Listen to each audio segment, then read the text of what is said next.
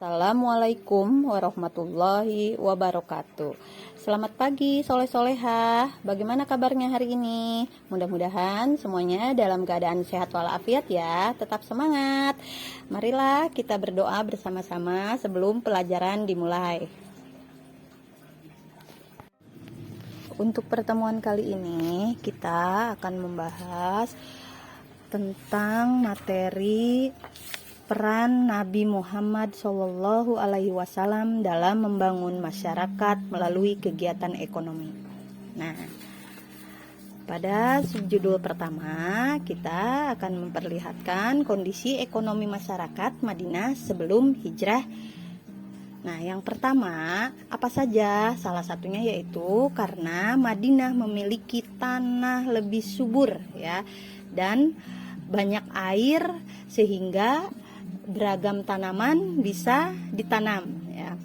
Kemudian Madinah juga ini menjadi pesaing di Jazirah Arab ya, karena letaknya yang sangat strategis ya, menjadi tempat persaingan atau perlintasan jalur perdagangan. Nah, di bidang politik dan ekonomi pun di Madinah di sini sudah stabil. Kemudian Madinah juga menjadi jalur perdagangan yang sangat ramai. Nah, kebanyakan para pedagang ini berasal dari sebelah utara Madinah, yaitu bangsa Yahudi, dan dari sebelah selatan Madinah yaitu kabilah suku Aus ya, dan serta Khoraj ya. Nah, sebelum hijrah Rasulullah ya, perekonomian sudah didominasi oleh orang Yahudi ya di Madinah itu. Kemudian Rasulullah datang bersama kaum muhajirin yang pada saat itu perekonomiannya sangat lemah ya. Namun di sini berkat keteladanan Rasulullah dalam memimpin umatnya, tidak hanya berdakwah tapi membenahi masyarakat Madinah khususnya untuk kaum muhajirin dan ansor di bidang perekonomian. Nah, akhirnya lambat laun perekonomiannya mulai meningkat ya. Nah, karena salah satunya Madinah itu terletak ya di jalur perdagangan yang ramai ya, akhirnya banyak pedagang atau berbagai macam dagangan dibawa oleh kabilah-kabilah. Nah, selanjutnya membangun masyarakat melalui kegiatan ekonomi. Nah, di sini yang dilakukan untuk memajukan ekonomi di Madinah, Rasulullah yang pertama kali melakukan adalah zakat ya. Zakat diantaranya di sini harta yang dikenai zakat ya. Jadi sudah diberlakukannya zakat sesuai dengan syariat Islam. Di antaranya hasil pertanian, hasil peternakan, hasil perniagaan, dan barang temuan. Kemudian yang kedua adalah ya, 1/5 harta rampasan dakwah Islamiyah dan menegakkan syariah Islam dan membina Ka'bah. Kemudian yang ketiga adalah pajak perorangan yang dibayarkan non-muslim. Kemudian yang kedua sebagai jaminan perlindungan. Selanjutnya yaitu khoroj, harta yang didapatkan saat sewa tanah, sewa kebun, jadi harus dikeluarkan. Selanjutnya adalah likas, harta karun yang didapatkan di wilayah tertentu.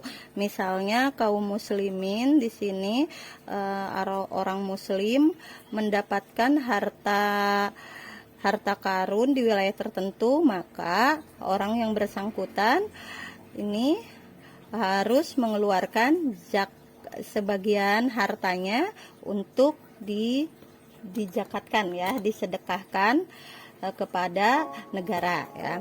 Kemudian ada amwal al-fadiyah, harta dari orang muslim yang meninggal tapi orang yang meninggal itu tidak memiliki ahli waris ya, sehingga sebagian hartanya harus diserahkan atau diberikan kepada negara. Selanjutnya adalah wakaf, harta benda yang tidak bergerak dan biasanya diberikan kepada kaum muslimin untuk kepentingan umum. Jadi misalnya umumnya harta atau tanah diwakafkan untuk kepentingan umum.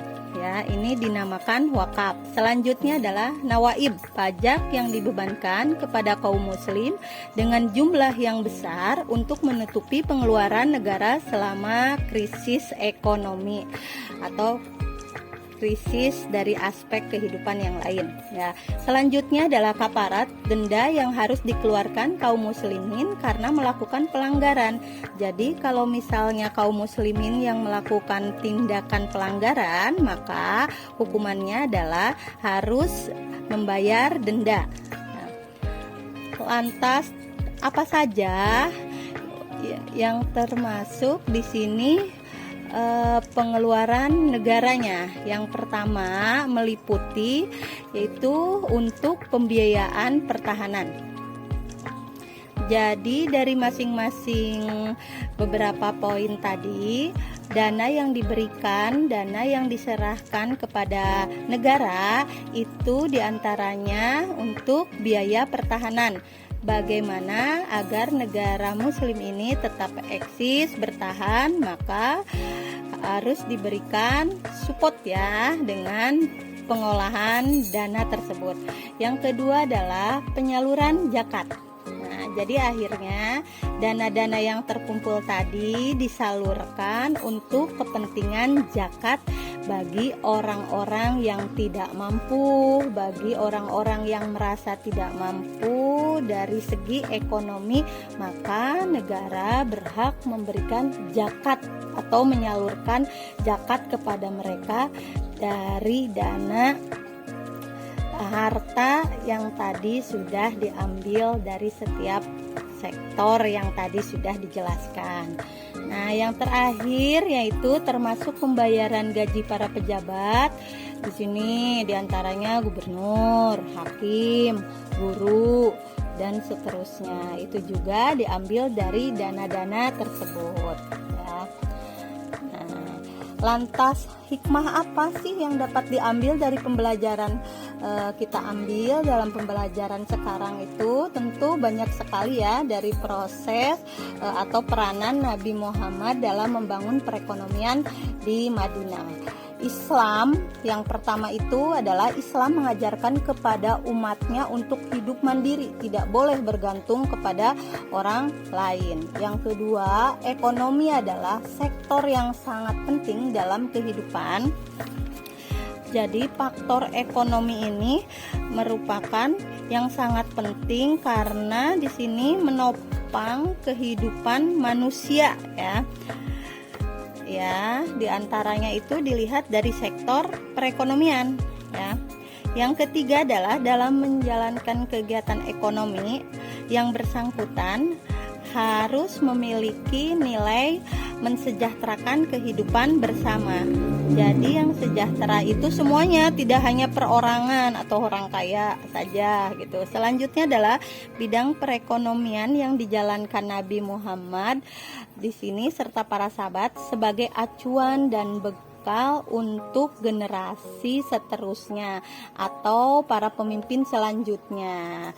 Nah, para pemimpin selanjutnya ini harus mencontoh kegiatan perekonomian yang dijalankan oleh Nabi Muhammad Shallallahu Alaihi Wasallam di saat masih berada di Madinah pada saat memimpin ya umat Islam, walaupun belum 100% maksimal. Nah, baik, itu saja yang bisa Ibu terangkan untuk pertemuan kali ini. Jadi materi ini melanjutkan materi sebelumnya. Terima kasih atas perhatiannya. Wassalamualaikum warahmatullahi wabarakatuh.